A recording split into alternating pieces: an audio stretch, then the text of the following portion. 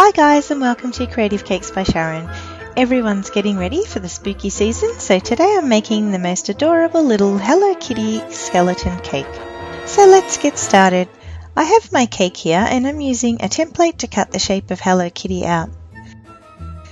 You can get a copy of the template from a link in the description box below, as well as all of the materials that I'll be using today.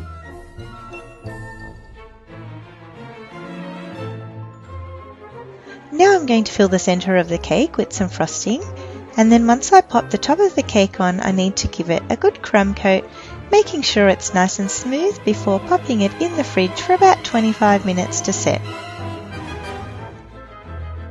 Once the frosting has set, I can get to work on rolling out some black fondant to about 3mm thick, and you can always use your template to judge how large you need to roll out the fondant, making sure you leave enough to cover the sides of the cake as well. As soon as I've gently rolled the fondant over the cake, I can smooth it down on the top and open up the fondant on the sides to remove any wrinkles and press it nicely into the crevices.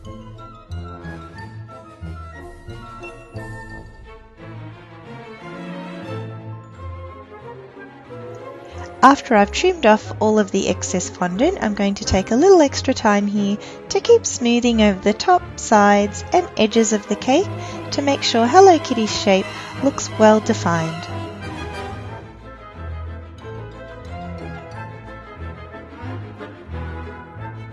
Now here I have some white fondant and I'm going to cut out all the little shapes I need to create Hello Kitty's tiny little skeleton.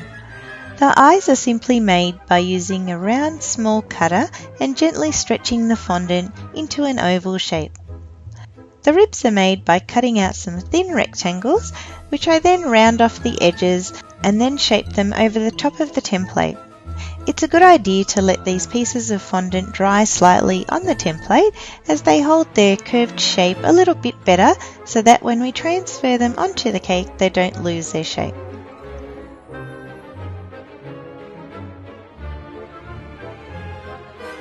Then for her tiny little arm and leg bones, I just cut out some wider rectangles, narrowed them on the sides, cut out a little V wedge from the top and bottom, and then rounded off the edges.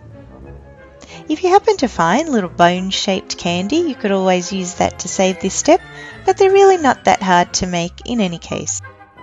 Now to make sure all her little bones are placed in the correct anatomical position, I've left the template on top of the cake, and with the back end of my paintbrush I'm going to make some light indents into the fondant and then go ahead and stick everything into place.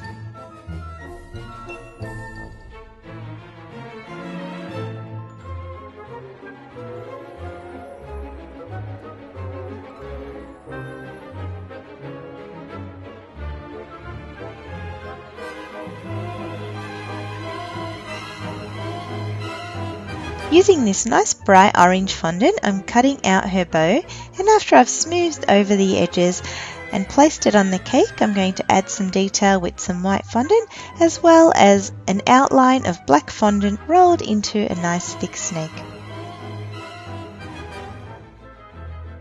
Last but not least, I've rolled out some white fondant for her whiskers, and these need to be dried for at least half an hour so they stiffen up nicely. And then I can place them onto the cake and she's all ready to spook you out. Well, not really. She's more cute than spooky. So guys, I hope you enjoyed watching me make my Hello Kitty Halloween skeleton cake. If you did, don't forget to give it a thumbs up, share and subscribe to my channel so that you don't miss out on any of my cake tutorials just like this one. I've got some other seasonal videos that you might be interested on screen now for you. And don't forget to connect with me on Facebook, Pinterest, Instagram or Twitter, or simply drop me a line in the comment section below. I hope you tune in next time. Happy Halloween guys, and thanks for watching.